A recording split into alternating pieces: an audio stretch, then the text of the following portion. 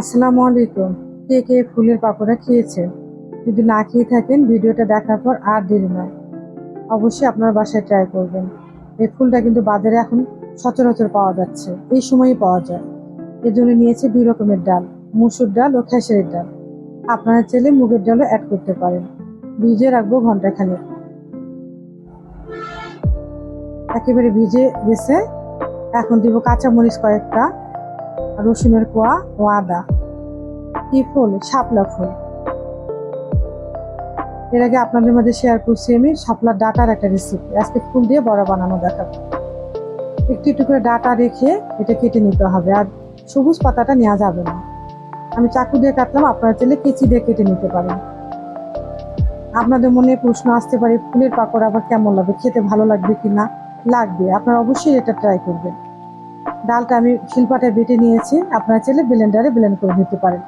আর এখন অ্যাড করলাম চালের গুঁড়ো, আস্ত জিরা ও কালো জিরা, স্বাদ মতো লবণ ও হলুদ দিয়ে খুব ভালো করে মেখে নেব।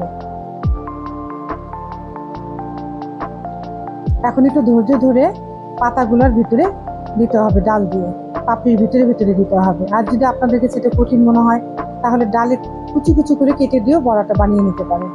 সুস্বাদু একটা পাকোড়া, দেখতে অনেক সুন্দর। কোনো গেস্ট আসলে যদি বানিয়ে দেন বুঝতেই পারবে না, আপনার প্রশংসা করবেই করবে। এখন এটা মিডিয়াম হিটে তেলে ভেজে নেবে, একেবারে ডুবো তেলে।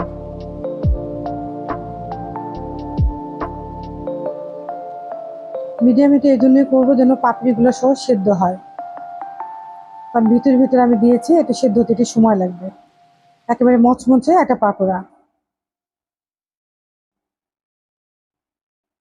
যদি আপনাদের কাছে ভিডিওটা ভালো মনে হয়, শেয়ার করতে ভুলবেন না, আর অবশ্যই একটা লাইক দিবেন। নতুন নতুন ভিডিও পেতে আমার পেজে ফলো, চ্যানেল সাবস্ক্রাইব করতে পারেন। এটা গরম ভাত বা বিকেলে চায়ের সাথেও খেতে পারেন। সুস্বাদু শাপলা ফুলের পাকোড়া।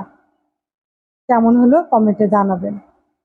ভালো থাকবেন, সুস্থ থাকবেন। আল্লাহ হাফেজ।